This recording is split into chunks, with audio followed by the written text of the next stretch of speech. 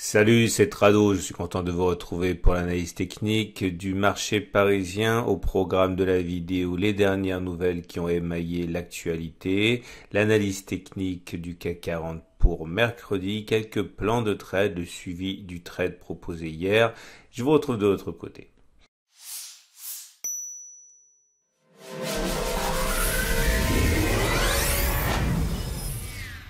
Et non, vous ne rêvez pas, 1,39% au compteur, encore la hausse, toujours la hausse, et la petite tergiversation à laquelle on a assisté pendant quelques séances, eh bien, a accouché d'une progression significative aujourd'hui, et les raisons sont à chercher du côté d'un flot de bonnes nouvelles qui alimente les espoirs de reprise en V.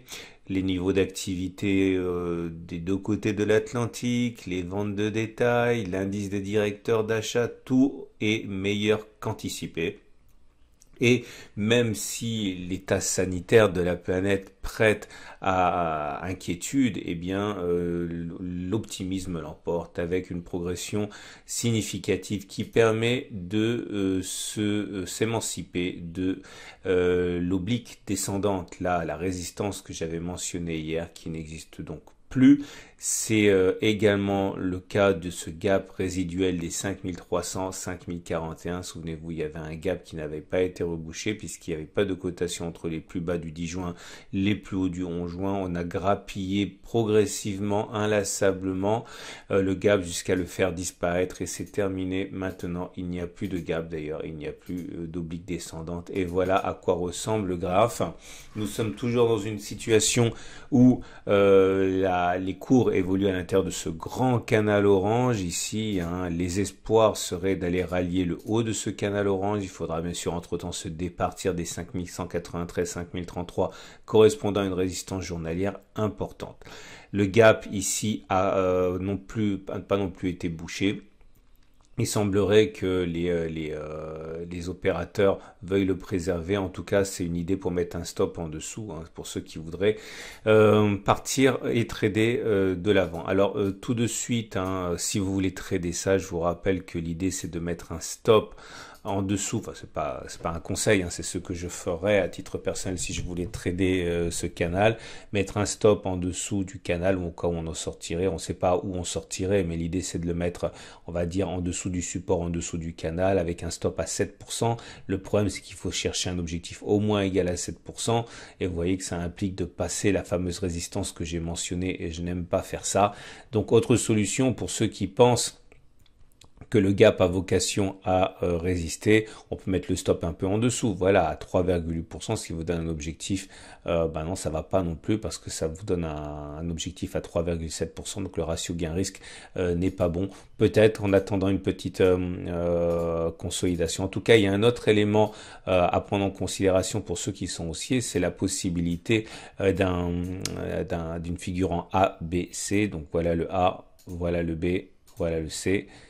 Ok, et l'idée c'est de prendre la hauteur de AB et de le reporter au-delà de C. Ça vous donne un objectif très ambitieux à 5708. Alors c'est pas du tout impossible d'aller le rallier. Moi j'aime pas trader comme ça pour les raisons que j'ai évoquées. Vous voyez toutes les résistances qu'il faut engloutir avant d'y aller. Mais enfin bon, je sais que certains le font et j'ai même des copains traders excellents qui le jouent, puisque l'avantage c'est que vous avez un ratio gain-risque qui est très intéressant en mettant un stop sous le C. Par exemple, à 7%, vous avez un objectif à 14%, vous avez un ratio quasiment de 1 pour 2, ce qui est très bon. Donc voilà, c'est pas non plus impossible, c'est pas complètement délirant, d'autant que la tendance, elle est haussière. Maintenant, si vous êtes plutôt pour le trade baissier, ici je pense que l'élément le plus simple, c'est d'utiliser les Fibonacci. Comme vous pouvez le voir, l'attaque baissière à laquelle on a assisté, eh bien je vais mettre ça en noir déjà parce qu'on y verra un petit peu plus clair. Il faut vraiment que je configure ça pour que ça apparaisse systématiquement parce que là on perd du temps à chaque fois. Et l'idée c'est que vous voyez on a les 61,8% qui sont travaillés mais qui pour l'instant tiennent. Si on part du principe que la simple progression depuis 2 semaines est une correction de l'impulsion principale qui est là, eh bien l'idée c'est de mettre un objectif sur le retour des 4717, ça vous donne un objectif à 6,7%, en mettant un stop voilà, par exemple au-dessus des précédents sommets à 5%, vous avez un ratio gain-risque qui se tient aussi. Ça, c'est pour ceux qui plutôt ont un biais qui est baissier. Alors, à titre personnel, je vous avais expliqué quel était mon plan de trade hier. J'avais expliqué que j'étais acheteur, mais j'étais pas acheteur n'importe comment, j'étais acheteur sur retour sur les niveaux actuels. C'est-à-dire si on allait chercher les 4951, 52, là, j'aurais acheté. Je vous rappelle que c'était parce qu'on avait une oblique qui était descendante comme ça et je voulais pas m'y confronter. Et j'avais dit que j'achèterais sur ces niveaux. Et j'avais également expliqué que mon stop loss serait en dessous de la bougie d'hier, donc ça veut dire à 1,04% de baisse, et j'avais un objectif qui était 1,08, un truc comme ça. Revoyez la vidéo d'hier. Bon, j'ai reçu pas mal de mails me disant bah alors tu l'as pris, c'est bon. Bah non, je l'ai pas pris parce que comme vous pouvez le voir, mon point d'entrée n'a pas été touché, hein. Moi, je voulais rentrer impérativement là, on n'est pas allé là, donc je suis pas rentré. Et bon, voilà. Moi, il faut vraiment que vous compreniez si vous débutez l'analyse technique que je traite pas que le CAC 40 en données journalières.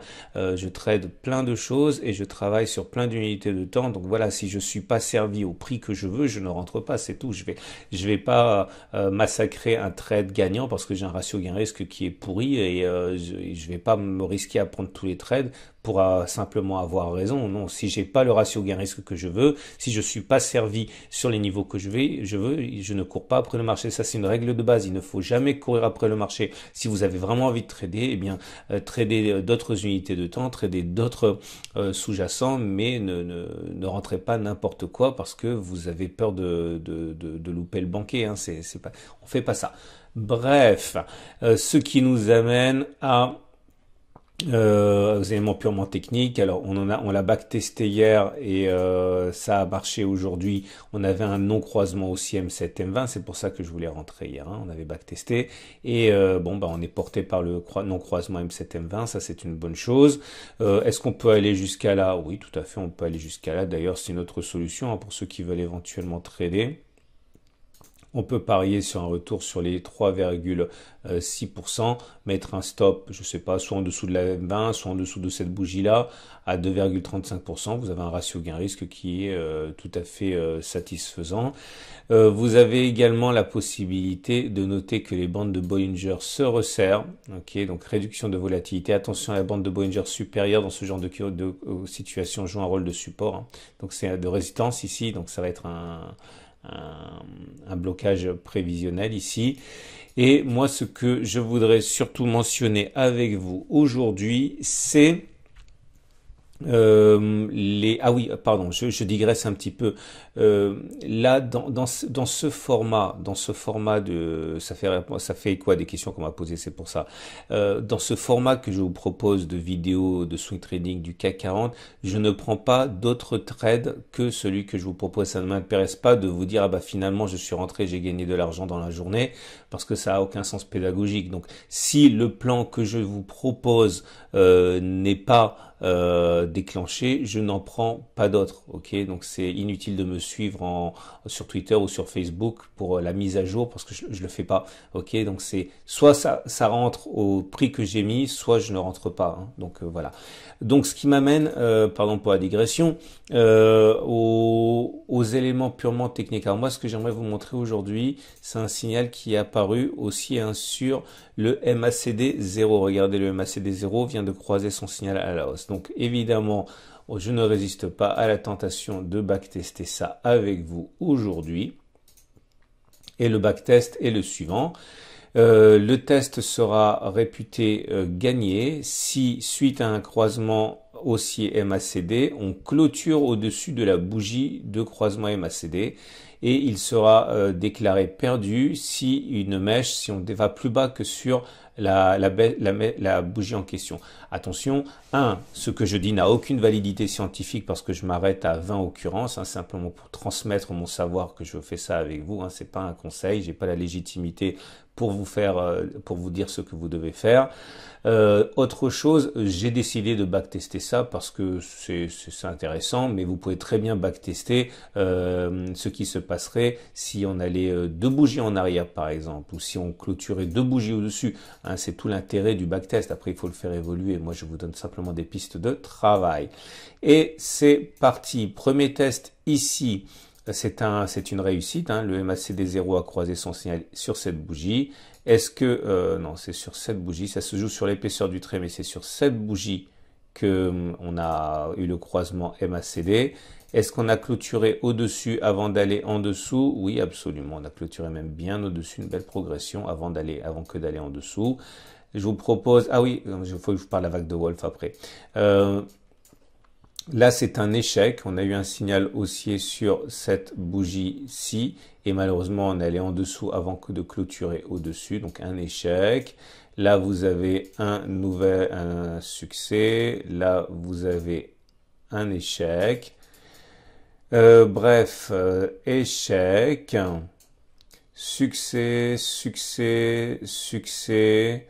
Échec, échec, succès, succès, succès, succès, succès, succès, succès, succès, échec, succès, bref, je l'ai fait pour vous 21 fois et j'arrive à la conclusion que 14 fois ça a fonctionné, 7 fois ça a échoué, donc 21 fois ça fait 67% de réussite de ce test.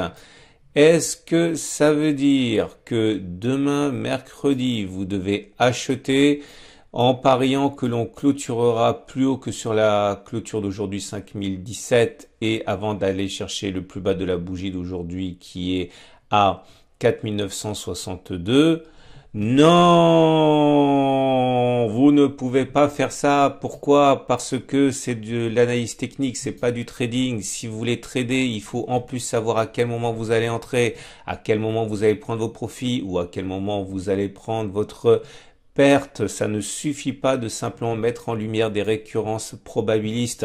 Si vous voulez avoir une carrière de trader, il faut également savoir dès le début quel est votre plan de trade, backtester ça, voir si ça fonctionne, se rendre compte que ça fonctionne jamais à 100%, que c'est sur 100 trades que l'on revient vers la loi des grands nombres que vous avez mis en lumière. Mais en tout cas, si vous avez décidé de spéculer à la baisse suite à la bougie de ce jour, en tout cas, au moins vous comprenez que vous n'êtes pas franchement dans le sens des statistiques.